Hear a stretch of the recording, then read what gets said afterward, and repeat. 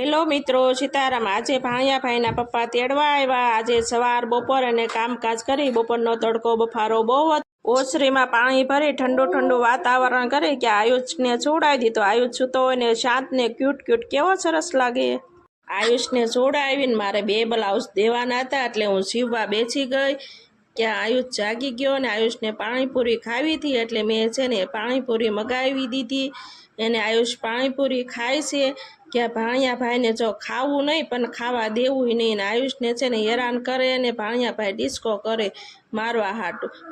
પછી આરુષીને માથું ઓળાવવાનું હતું તે માથું ઓળાવવા બેસી ગઈ અને કે અમારા સાસુમાં જો મગની દાળ કરવાની હતી એટલે જૂનો ઘંટલો લઈને બેસી ગયા કે આ રુદુભાઈ પણ આવીને બેસી ગયા હો અને તે દાળ કરવા કે મને કરવા દો થોડી થોડી હું પણ ચલાવું ઘંટલો।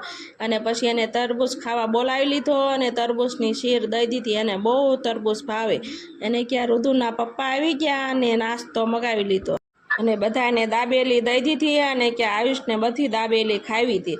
એને આરુષીને છે ને દાબેલી ખાવા દે નહીં અને બેન ભારુને જો આવો ઝઘડો થઈ ગયો।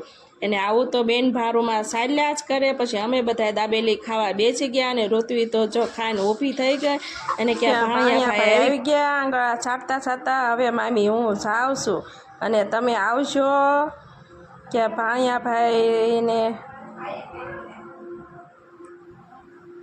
હા, મેં કીધું ટાટા કહી દો એટલે એ તો ઉતાવળો થઈ ગયો અને ડેલીની બહાર નીકળી ગયો। હાલો પપ્પા હવે જાવી ક્યાં એના પપ્પા આવી ગયા અને ગાડી શરૂ કરી અને 3 માસોરું જતા રહ્યા અને હું સીવવા બેસી ગઈ કે આયુષ આવ્યો અને મને સીવવા દે ને એને નાવું હતું અને પછી એને નવડાવી ધોવડાવીને તૈયાર કરી દીધો। અને અમારો વિડીયો પસંદ આવે લાઈક શેર